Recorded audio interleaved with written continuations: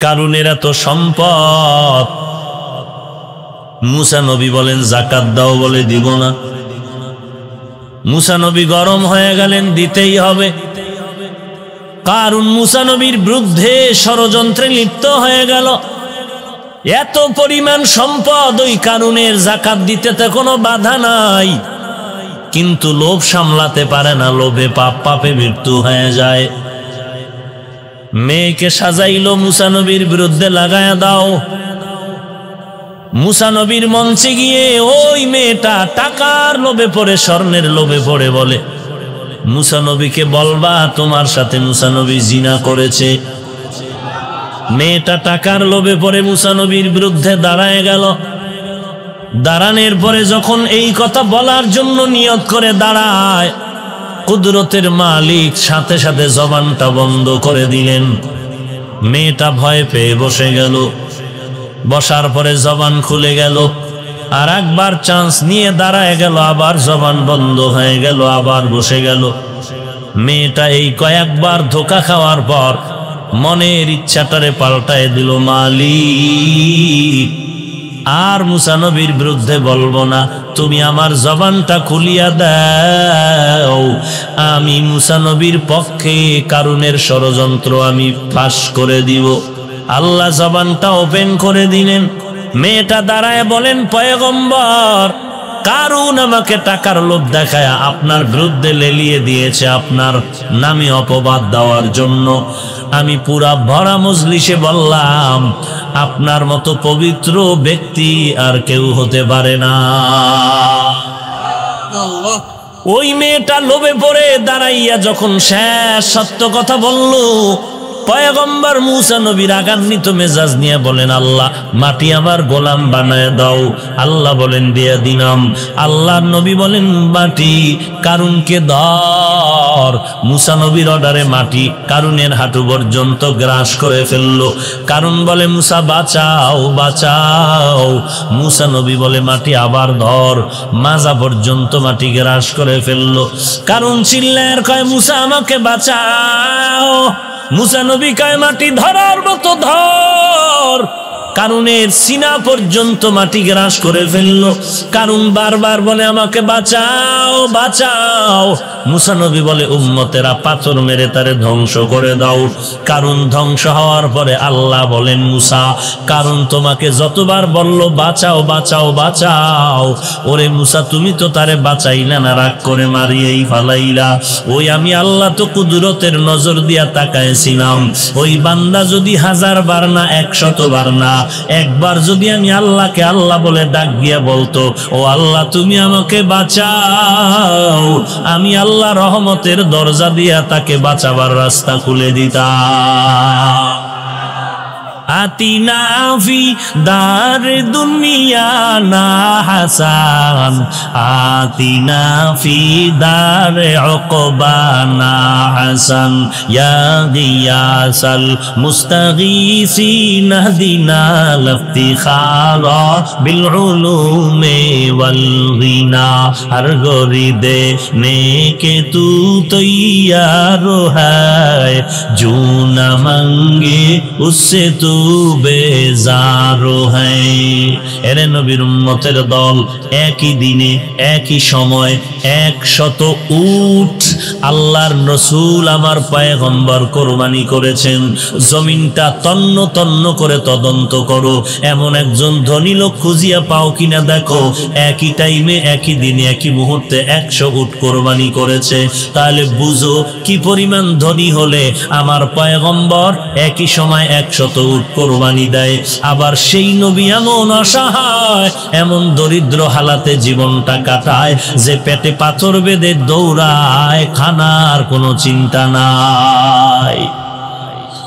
এরে নবীর উম্মতের দল, ওসমান রাদিয়াল্লাহু তাআলা আনহু কত সম্পদের মালিক। সম্পদ হওয়া গুনাহ না, গজব না। যদি তোমার সম্পদটা আল্লাহর লাইনে আসে, আল্লাহর রাস্তায় ব্যয় হয়, আর যার সম্পদ অবৈধ পথে আসবে, অবৈধ পথে যাবে, তার সম্পদ দুনিয়ার জন্য গজব, পরকালের জন্য তার গজব। দুনিয়ার গজব টের পাননি? কথা বলেন না কেন? हकीकत से तो दुनिया बेखबर है, दुनिया की नुमाइश पर नजर है। नमी गोयम के आज दुनिया जुदाबाश बहर कारी के बाशी बा खुदाबाश। আল্লাহ বলেন সাহায্য তার থেকে নাও যার মধ্যে দুর্বলতা নাই, পিছুটান নাই, অভাব নাই, স্বার্থ নাই। দেখো আল্লাহর মধ্যে কোনো স্বার্থ আছে নাকি? দুনিয়াতে তাকায় দেখো কত বেঈমান আল্লাহরে গালি দেয়। দাবি করো মুমিন, ইমানের খবর নাই। দাবি করো সুন্নি, সুন্নতের খবর নাই। দাবি করো রাসূলের আশিক, ইশকের খবর নাই। ইশক দেখাইলি মুহররম মাসে 1 তারিখ হায় হোসেন দিয়া রক্ত ঝরাইলি, আত্মহত্যা করলি। আত্মহত্যা যদি করো বান্দা জানাজাও জায়েজ হবে না। এরে নবীর উম্মতের দল, হায় হোসেন বলে চিল্লাইলি রে মুমিন। মুহররম পালন করলি, আর মদিনার নবীও মুহররম পালন করেছেন রোজা রাখার মাধ্যমে। আল্লাহর নবী বলেন রমজানের পরে আফজালুস সিয়ামি বাদা রমাজানা শাহরুল্লাহিল মুহররম। মুহররমের রোজা হলো রমজানের পরে দামি রোজা। রোজা রাখো তোমরা 9 তারিখ, 10 তারিখ, 11 তারিখ, অথবা 10, 11 বা 9, 10 রোজা রাখার মাধ্যমে মুহররম উদযাপন করো। যারা হায় হোসেন বলে চিৎকার দিল, হাজারো হাজারো আল্লাহর বান্দা পর্দার খবর নাই, নামাজের খবর নাই, রোজার খবর নাই, দাড়ি টুপির খবর নাই। আমি ঢাকাতে বলেছিলাম এই জমিনের মধ্যে হোসাইনের ভক্ত যদি কেউ দাবি করে আমরা টুপিওয়ালা দাড়িওয়ালা ছাড়া আর কেউ না। এরে নবীর উম্মতের দল, আবার সামনে আসতেছে রবিউল আউয়াল। ওই দিন কতই না কোদা কুদবি, রাস্তায় স্লোগান আর মিছিল আর র্যালি বের করবি, অথচ দাড়ির খবর নাই, টুপির খবর নাই, পর্দার খবর নাই। ওরে সুন্নি দাবি করা তার জন্য শোভা পায় যার আঙ্গুলের নখগুলো নবীর সুন্নতের বাহিরে নাই, যার দাড়িগুলো নবীর তরিকার বাইরে নাই, যে নবীর সুন্নতের দস্তারখান ছাড়া খানা খায় না, যেই বান্দা নবীর সুন্নত ছাড়া জুতা পরে না, সুন্নত তরিকা ছাড়া বাথরুমে যায় না, সুন্নত তরিকা ছাড়া বের হয় না। নবীর সুন্নত যে যত পরিমাণ আমল করবে এ হবে আসল সুন্নি। যার মধ্যে সুন্নত নাই ও যদি সুন্নি দাবি করে টাটকা বাটপার। এরে নবীর উম্মতের দল, এরে নবীর আশিক, বল তুই কেমন নবীর উম্মত? তোর নবী কি দুর্বল নবী? তুই কোন নবী মানো? তোর নবী কি দুর্বল? তোর নবীর আদর্শ কি পচা? যদি বলো না না, তোর নবীর আদর্শ কেমন? তোর নবীর আদর্শ দিয়া দুনিয়াতে চ্যালেঞ্জ করবি, দুনিয়ার সব আদর্শগুলো না পাক, আমার মদিনার নবীর আদর্শই হলো পাক। তাহলে নবীর আদর্শ গ্রহণ করলি না কেন? মাথা দিয়ে তাকাইলে মদিনার টুপি নাই কেন বলো? তোমার চুলগুলোর দিয়ে তাকাইলে ক্রিকেটারের গন্ধ আসে কেন বলো? মদিনার নবীর সুন্নতের তরিকায় চুল কাটতে যার ভালো লাগে না, ক্রিকেটারের সাইজে চুল কাটতে যার মজা লাগে, ওটা নবীর আশিক দাবি করার অধিকার রাখে না। हम सूरतो हम सीराते मुस्तफा दर तमामी हाले उकुन इत्तेबा इत्तेबाए सुन्नते खैरुल बशार गिरे लाजिम ताबयाबी आए पेसार। ओ गो नबीर उम्मतेरा হয়ে আজি দিশাহারা,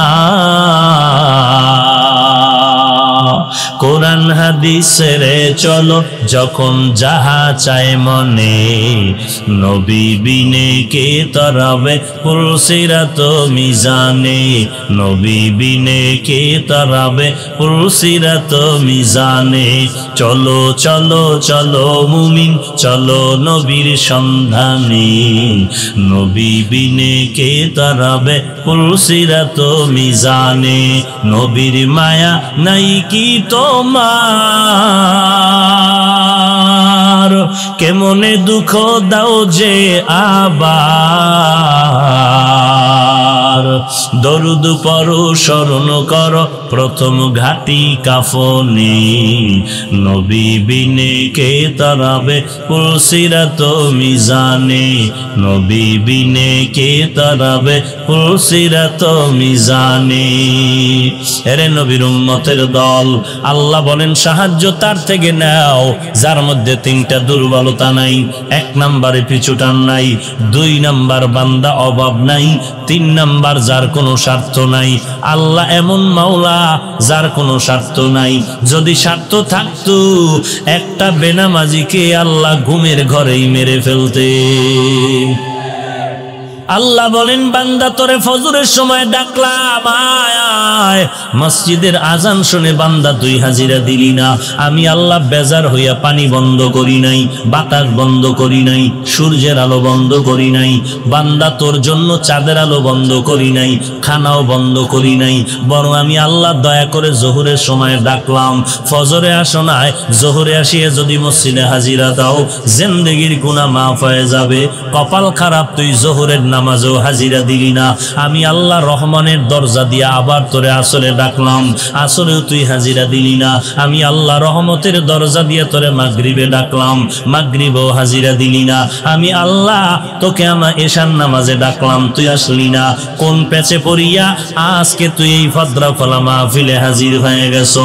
এখানে আসার পর তওবার দরজায় গিয়া যদি চোখের পানি ছেড়ে বলো রে আল্লাহ ফজরও পড়ি নাই, জোহর পড়ি নাই, আসরে ডাকলা হাজিরা দিতে পারি নাই, মাগরিবও দিতে পারি নাই, এশার নামাজও দিতে পারি নাই।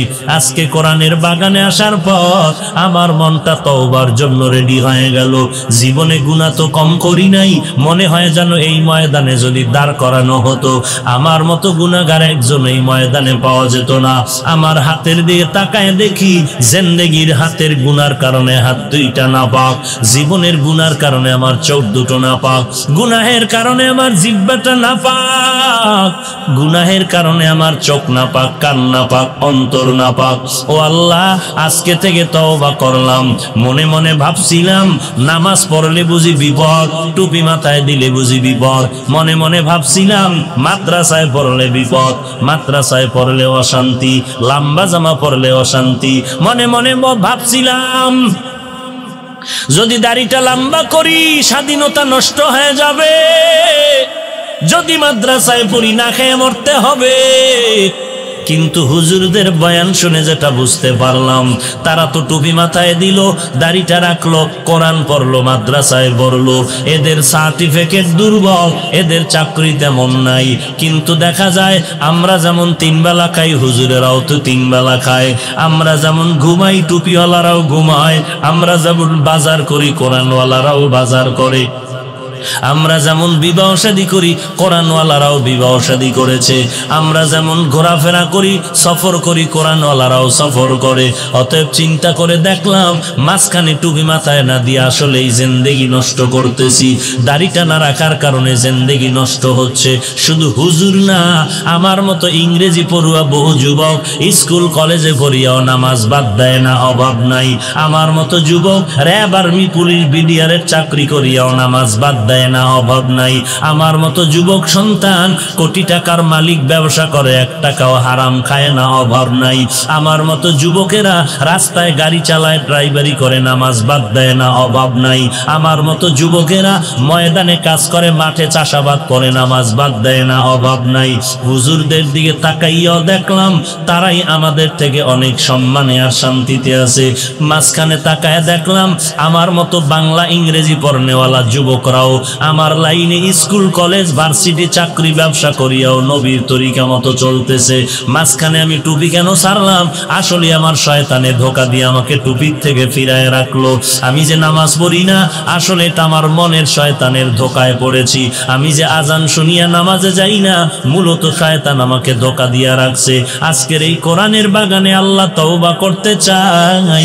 গলায় ছুরি আসবে, মরে যাব, আর নামাজ ছাড়বো না, বেপরদায় চলবো না, মা বাবাকে কষ্ট দিব না, আলেম ওলামাদের বিরোধিতা করব না, আর কোনোদিন জবান দ্বারা গালাগালি করব না, সহিভাবে কোরআনটা শিখবো, 5 বেলার নামাজ ঠিক মতো আদায় করব, উস্তাদের সাথে ভালো ব্যবহার করব, জবান দিয়া মিথ্যা কথা বলবো না, হাত দিয়া গুনাহ করব না, চোখ দিয়া গুনার জিনিস দেখবো না, কান দিয়া গুনার কোনো আওয়াজ শুনবো না। ও আল্লাহ, আমি নিয়তটা করেছি, কিন্তু তুমি তৌফিক না দিলে আমি পারবো না, কারণ আমি বড় দুর্বল। বারবার শয়তান আমাকে ধোঁকা দেয় গুনার দিকে নেওয়ার জন্য। আজকে তুমি আমাকে তৌফিক দাও, আমি আজকে থেকে তওবার নিয়ত করলাম। ও আল্লাহ, আর তোমার তরিকা, নবীর তরিকা ছাড়া চলবো না। তুমি তৌফিক দিলে আমার দ্বারাই তওবার উপরে চলা সম্ভব। তুমি আমাকে তৌফিক দাও, আর মা বাবাকে কষ্ট দিব না, দেশের বিরুদ্ধে জাতির বিরুদ্ধে ষড়যন্ত্র করব না। এমন পাক্কা নিয়ত যদি বিবেকের জিজ্ঞাসা করে করতে পারো, গলায় ছুরি আসবে, মরে যাবি, তারপরও বান্দা তুই আল্লাহর নবীর তরিকার বাইরে চলবি না। কারণ দুনিয়াতে তুই টুপি বাদ দিয়া, দাড়ি বাদ দিয়া, নামাজ বাদ দিয়া কার পেছনে ঘুরো, ওই বান্দাও কিন্তু আল্লাহর গোলাম। ওই বান্দা তোরে রিজিক দেয় না, রিজিক দেয় কে? ওই বান্দা তোরে সম্মান দেয় না, সম্মান কে দেয়? যদি ওই বান্দা তোরে সম্মান দিত, তাহলে ওই বান্দারে পুলিশে আটকাইতে পারতো না। ওরে বান্দা, ভালো করে চিনে রাখ, বুঝিয়া লা, কে তোরে রিজিক দেয়, কে তোরে সম্মান দেয়? দুনিয়ার কেউ না, রিজিক দেয় আমার আল্লাহ, হায়াত দিনেওয়ালা আল্লাহ, সম্মান দেনেওয়ালা আল্লাহ। আল্লাহ পাক রব্বুল আলামিন সম্মান দিবে। অতএব আল্লাহর কাছে ফিরে যাও, দুনিয়ার ধান্দার থেকে ফিরে যাও, নবীর তরিকাটাকে নিজের জীবনের গলার মালা বানায় নাও, আল্লাহর মহব্বত নিয়ে তওবা করো। মালিক, আজকে থেকে আর 5 বেলার নামাজ ছাড়বো না, আজকে থেকে গুনাহের পথে যাব না। সবার কপালে তওবা নসিব হবে না, সবাই জান্নাতও পাবে না। আল্লাহ যাকে কবুল করবেন, সেই বান্দা তওবার জন্য রেডি হয়ে যাবে, চোখের পানি ছেড়ে কাঁদবে, আল্লাহ আর গুনাহের পথে যাব না। কারণ কোরআন সত্য, হাদিস সত্য। গুনাহগারের জন্য কবরে আযাব হবে, তাও সত্য। হাসরের ময়দানে গুনাহগারের জন্য আযাব হবে, কথাটাও সত্য। আমি ওই আযাব সহ্য করতে পারবো না। ও আল্লাহ, তুমি আমার তওবা কবুল করে নাও। ওয়ালাকাদ কাররামনা বানি আদম ওয়া হামালনাহুম ফিল বাররি ওয়াল বাহরি ওয়া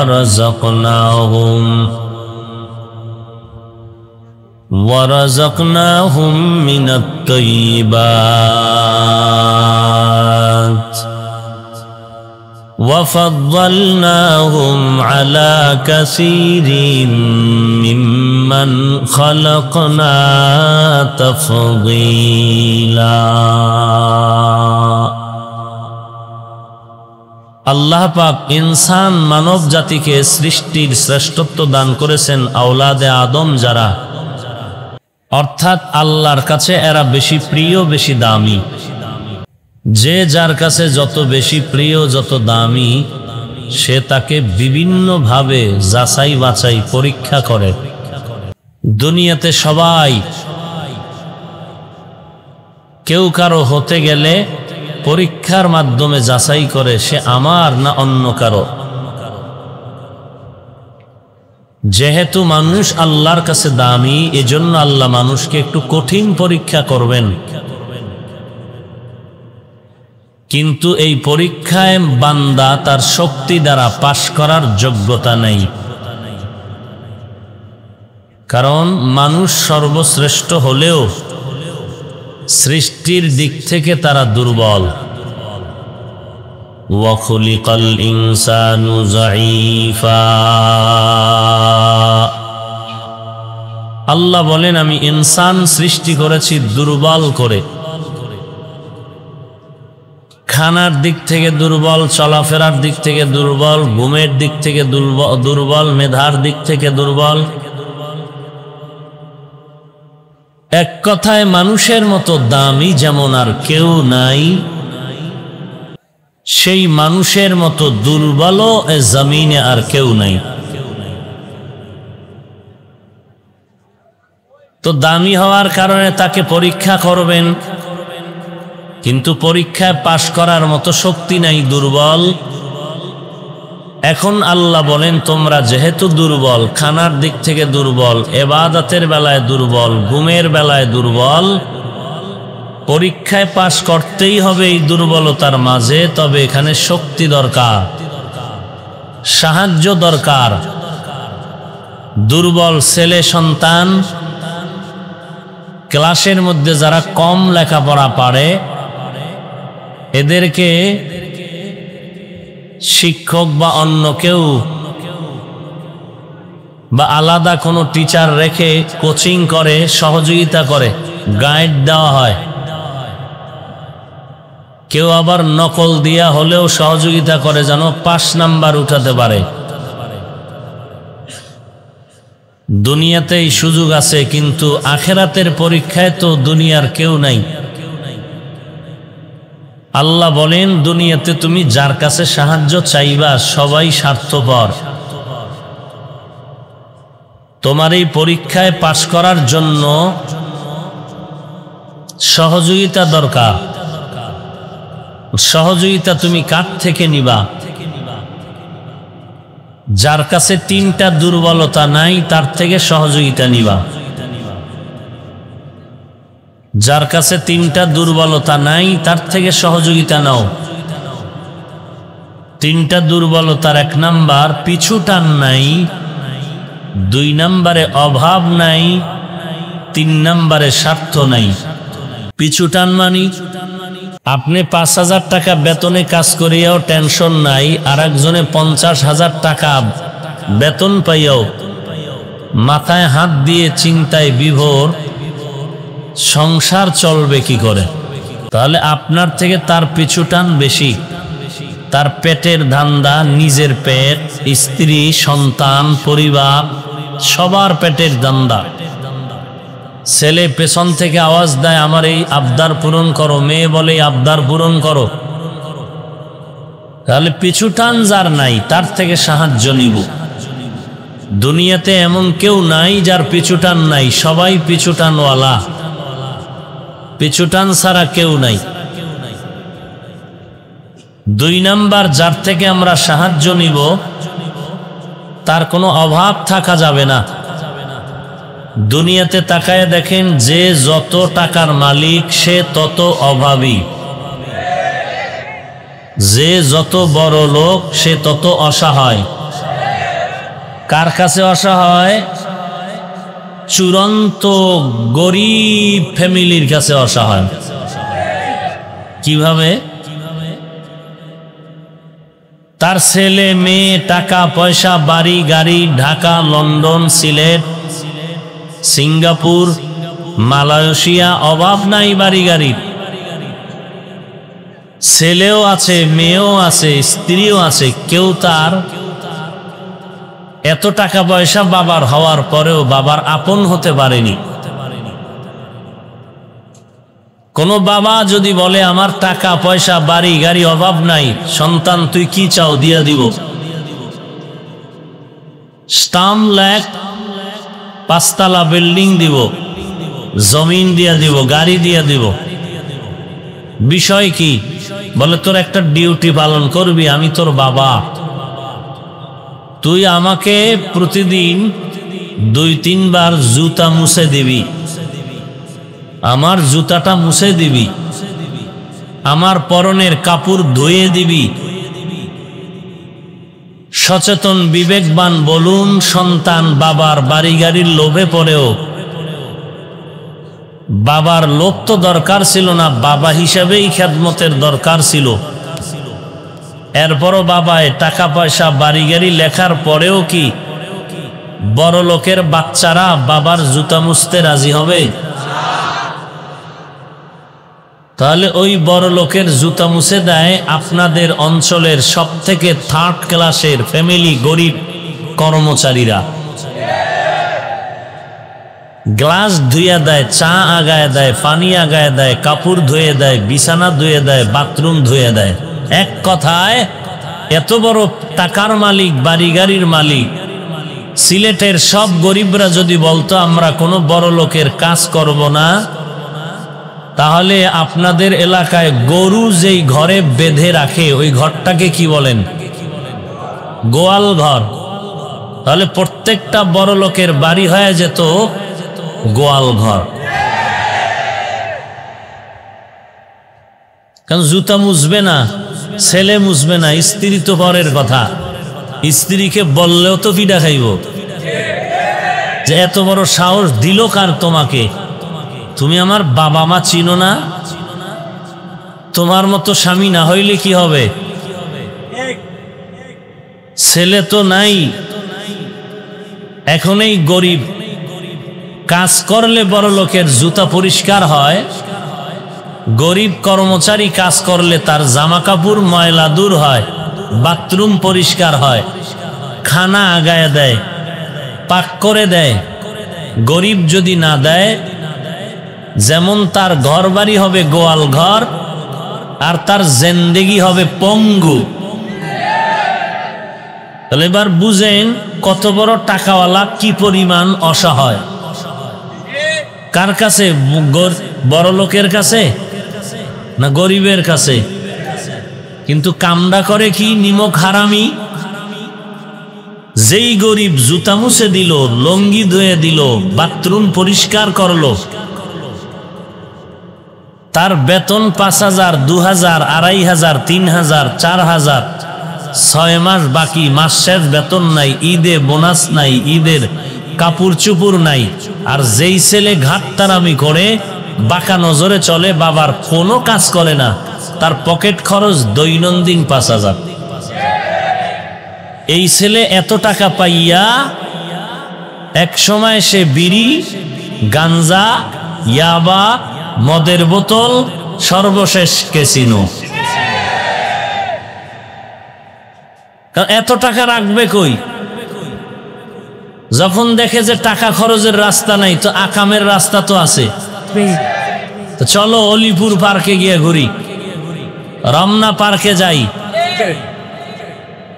এরকম আকাম করতে করতে করতে করতে যখন পাহাড় পরিমাণ হয়, তখন কালো পোশাকের কাছে ধরা পড়ে।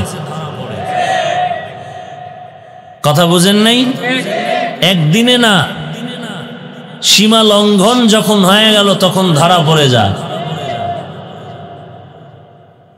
আল্লাহ পাক বলেন, তুমি সাহায্য ছাড়া পরীক্ষায় পাশ করতে পারবা না, তবে সাহায্য তুমি নিবা কার থেকে?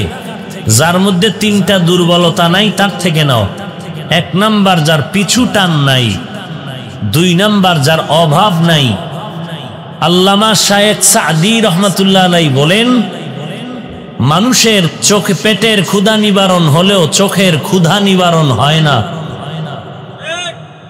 যত দিবেন চোখে বলে আরো দাও। 1 প্লেট ভাত পারবে না, বাচ্চারা বেশি পারে না, এরপর কয় দাও, দিতে থাকো। বাফেও এত লয় নাই, বাচ্চা যেই পরিমাণ নিছে। কোন রকম কাউয়া আর সাদা বক, এদের মতো মুরগির মতো 2-3টা ঠোকর মেরে সব ফালায়া বাচ্চা বলার খাবো না।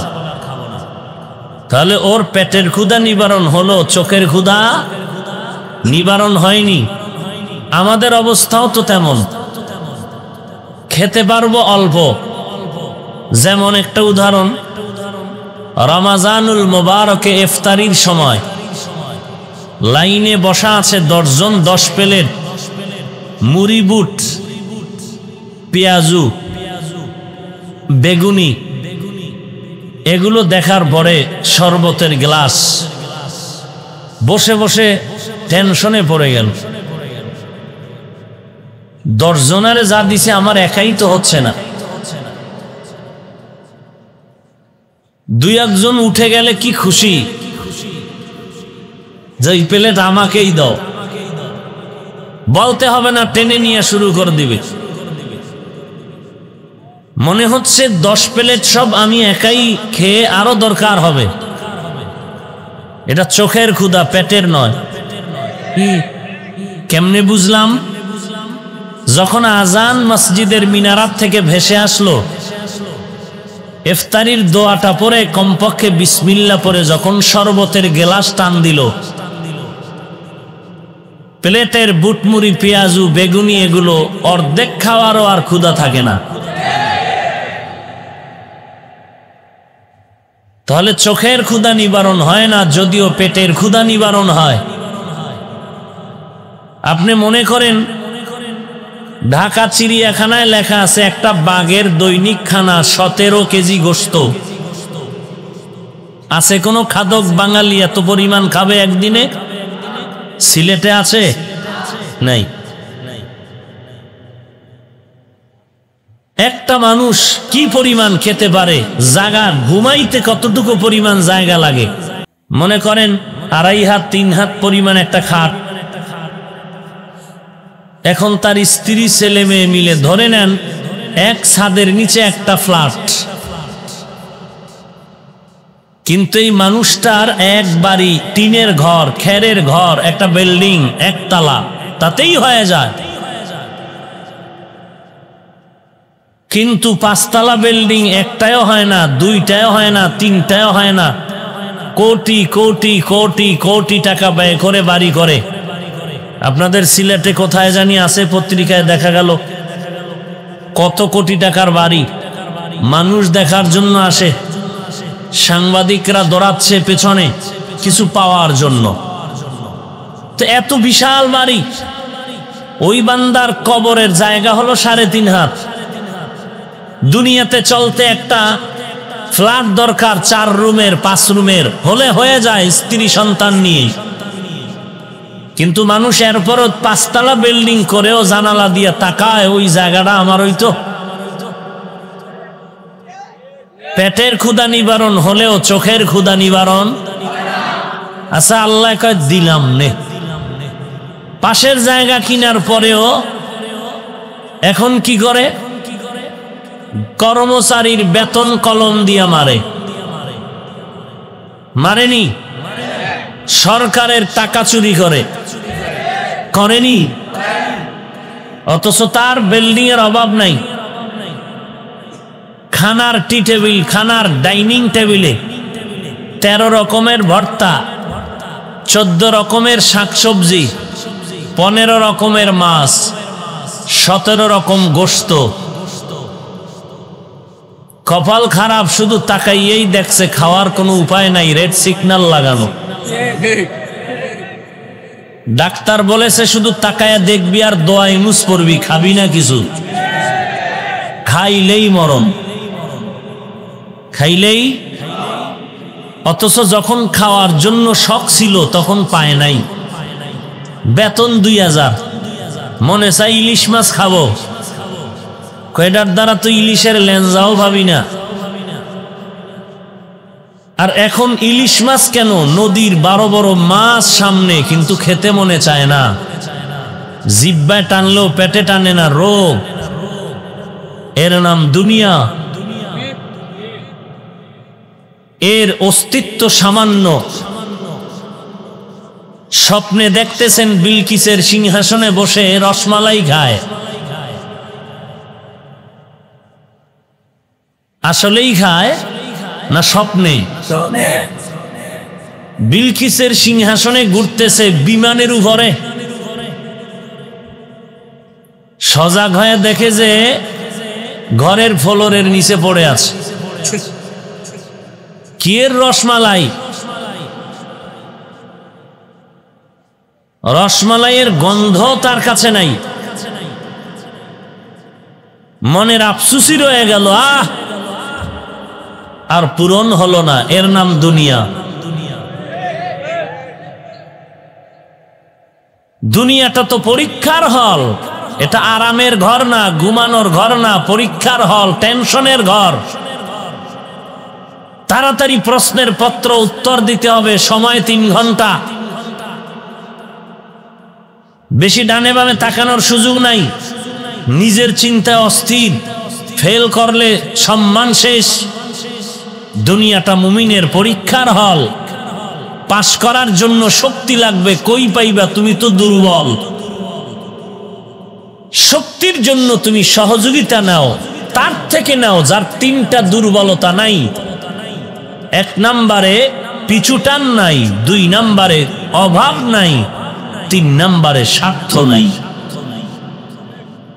দুনিয়ার সব পিছুটানওয়ালা অভাবী, স্বার্থ কি পরিমাণ আছে? নিজের আপন মা আর বাবার থেকে জমিনে আর ছেলের কাছে মেয়ের কাছে আপন কে? কিন্তু স্বার্থের টানে সেই মা সেই বাবা সন্তানকে হত্যা করে, সেই স্বার্থের টানে সন্তান মা বাবাকে হত্যা করে। দুনিয়ার সব স্বার্থপর, ভাই ভাইকে জবাই করে, শুধু একটু টাকা পয়সার লেনদেনের ঝগড়া। বড় ভাই ছোট ভাইয়ের সাথে তর্ক, তর্কে এক ধমক আর চিৎকার, বাঁশ নিচে হাতে বাড়ি মারবে।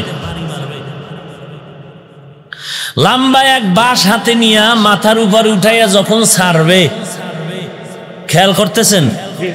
বাঁশটা উঠাইছে, বড় ছোট ভাইকে বাড়ি মারবে, এই টাইমে বাঁশ উঁচু করে পেছনে পড়ে গেল, নিজেও পড়ে গেল। মা এসে দেখে আর জিন্দা নাই।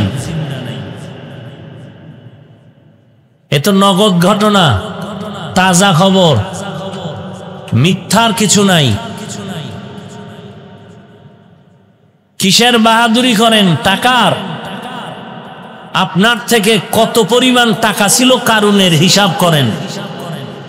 কি পরিমাণ সম্পদ ছিল ফেরাউনের, নমরুদের, হামান, সাদ্দাদের। যেই সাদ্দাত আল্লাহর জান্নাতে যাবে না, নিজে জান্নাত বানাইলো। কি পরিমাণ ক্ষমতার মাস্তানি ছিল নমরুদ্দার, যে আল্লাহকেই মেরে ফেলবে। সেই নমরুদকে ধ্বংস করার জন্য আল্লাহর আসমানি কোন বাহিনী লেগেছিল? কি লাগছে? শুধু একটা অসুস্থ মশা, সাথে জুতা মোবারক। সে আল্লাহ নাই? কথা বলেন না কেন? সে আল্লাহকে ভয় করে চলেন। অহংকার পতনের পূর্বাভাস। আমাদের প্রত্যেকেরই সাহায্য দরকার। কোটিপতির যদি দরকার হয়, আমার তো আরো আগে দরকার, তবে সাহায্য নিব তার থেকে যার তিনটা দুর্বলতা নাই, পিছুটান নাই, অভাব নাই, স্বার্থ নাই। এই তিনটা দুর্বলতায় জড়িত গোটা জগতের মানুষ। গভীরভাবে যদি তাকায় দেখে এই তিনটা জিনিস দুর্বলতা নাই, একমাত্র তিনি হলেন আল্লাহ। বলেন, আল্লাহর কোনো পিছুটান আছে? লাম ইয়ালিদ ওয়া লাম ইউলাদ। আল্লাহ কাউকে জন্ম দেন নাই, কাহারও থেকেও জন্ম নেন নাই। আল্লাহর ছেলে নাই, মেয়ে নাই, স্ত্রী নাই, কেউ নাই। তিনি হলেন ওয়াহদাহু লা শারীকা লা। আমার আল্লাহ হলেন আল্লাহুস সামাদ। দুনিয়ার কারো কাছে আল্লাহ মুখাফিক্কি নন, সবাই আল্লাহর কাছে ঠেকা, আল্লাহ কারো কাছে ঠেকা নয়। আল্লাহ কেমন বলেন? লা তাখুযুহু সিনাতু ওয়ালা নাওম। আল্লাহ ঘুম যান না, তন্দ্রাও যান না। আল্লাহ পাক বলেন, আমি কেমন? হুয়াল আউয়াল ওয়াল আখির ওয়াল যাহির ওয়াল বাতিন। আমি আগে, শুরুতে, শেষে, আমার জাহের বাতিন সর্বক্ষেত্রে আমি আল্লাহ একক।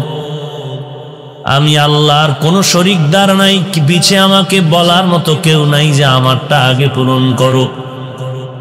আল্লাহ বলেন, আমি আল্লাহর পিছুটান নাই। 2 নম্বরে আমার অভাব নাই, কারণ দুনিয়ার সব মাখলুকাত হলো ফকির, গরিব, মিসকিন। একমাত্র ধনী হলেন আমার আল্লাহ। ইয়া আইয়ুহান নাস আনতুমুল ফুকারাউ ইলাল্লাহ ওয়াল্লাহু হুয়াল গনিয়্যুল হামিদ।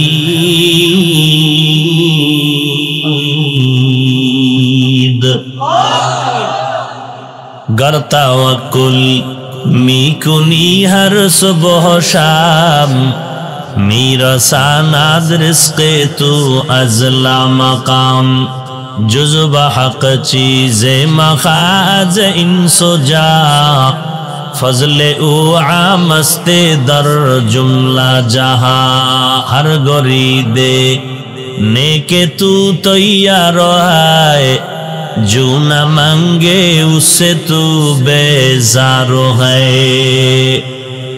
আল্লাহ তাআলা বলেন, হে মানব জাতি, তোমরা সবাই ফকির, একমাত্র আমি আল্লাহ হলাম প্রশংসিত ধনী। আমি আল্লাহর মতো ধনী আর কেউ নাই, আমার কোনো অভাব নাই। দুনিয়াতে যত বড় টাকাওয়ালা ধনী দেখো সবাই অভাবী।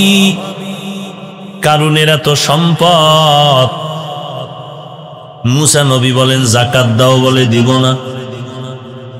মুসা নবী গরম হয়ে গেলেন, দিতেই হবে।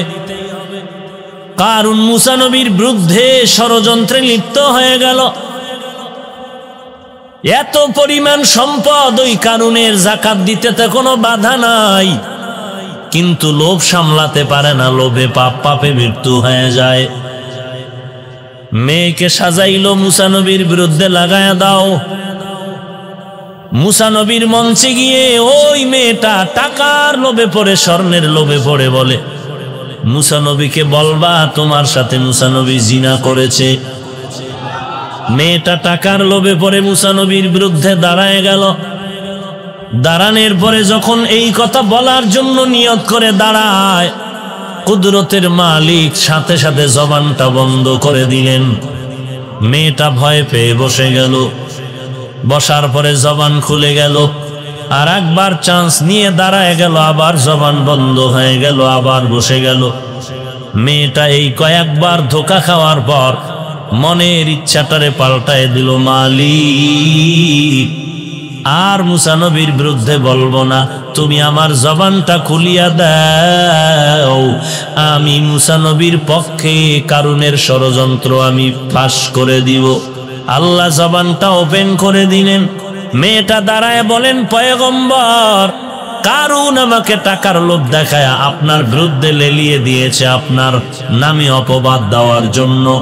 আমি পুরা ভরা মজলিসে বললাম, আপনার মতো পবিত্র ব্যক্তি আর কেউ হতে পারে না। যারে দিয়া ভূত ছাড়ায় তারে যদি ভূতে পায়, যারে দিয়া জিন ছাড়াবে তারেই যদি জিনে পায়। বুঝেন না? কি বুঝেন? মুরগি কিরে কিনলাম, আমানত রাখলাম শিয়ালের কাছে। এই শিয়াল পণ্ডিত ভাই, 3 দিনের জন্য মুরগি তোমার কাছে আমানত, আবার এসে নিয়ে যাব। শিয়াল পণ্ডিত বলতে থাকবে, রে মুরগির মালিক, মুরগি এগুলো তো থাকবে না বিসমিল্লাহ ছাড়া, সুযোগ পাইলে তোমারটাও আমি খেয়ে ফেলবো। মুরগি শিয়ালের হাতে আমানত রাখা যেমন বুদ্ধিমানের কাজ, যার নামাজ নাই, রোজা নাই, নবীর সুন্নতের খবর নাই, এর কাছে সুন্নিয়তের চাবি দেওয়াটাও তেমন বোকামির কাজ।